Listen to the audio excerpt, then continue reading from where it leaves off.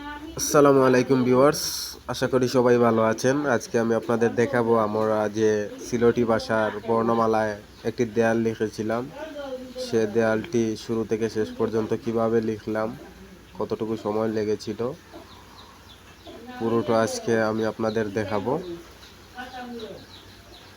দেয়াল যেদিন আমরা লিখি সেদিন প্রচণ্ড রোদ ছিল। প্রচণ্ড রোদে আমরা বারবার গেমে যাচ্ছিলাম। বারবার গেমে যাওয়ার ফলে আমি প্রায় অসুস্থ হয়ে গিয়েছিলাম।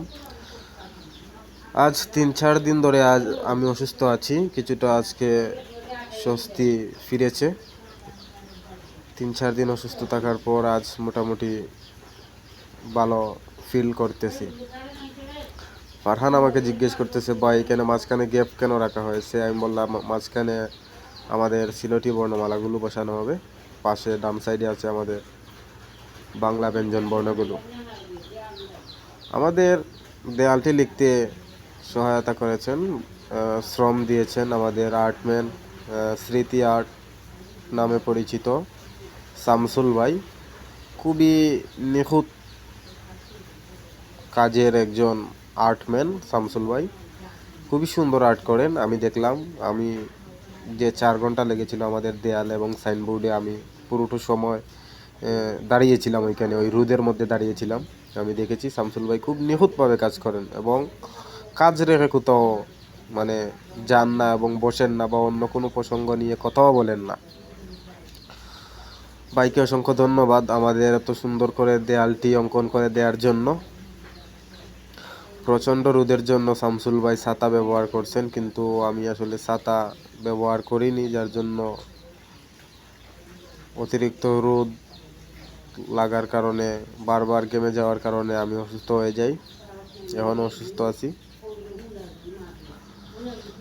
আসলে আমরা সিলেটি বর্ণমালায় দেয়াল লেখার মূল উদ্দেশ্য হচ্ছে আমাদের সাতকের মানুষ, আমাদের নোয়ারা ইউনিয়নের মানুষ যাতে দেখে আমাদের সিলেটি ভাষার বর্ণমালা আছে, আমাদের নিজস্ব ভাষা নিজস্ব বর্ণমালা আছে, তা যাতে মানুষে দেখে,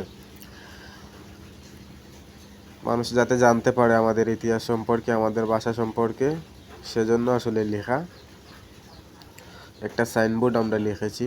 সাইনবোর্ডটা আমরা বৃষ্টির জন্য নির্ধারিত স্থানে দিতে পারতেছি না। একটা সাইনবোর্ডও আমরা তৈরি করেছি, স্বাগতম বারাকাহন সাইনবোর্ড।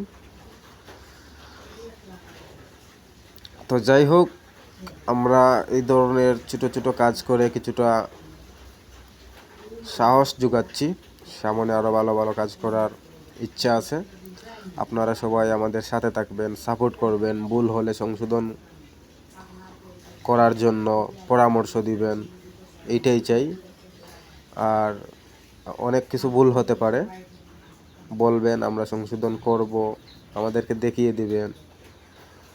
আর ছোটো ছোটো কাজ করে একদিন ইনশাআল্লাহ বড় কাজ করব। সাথে থাকবেন। ধন্যবাদ।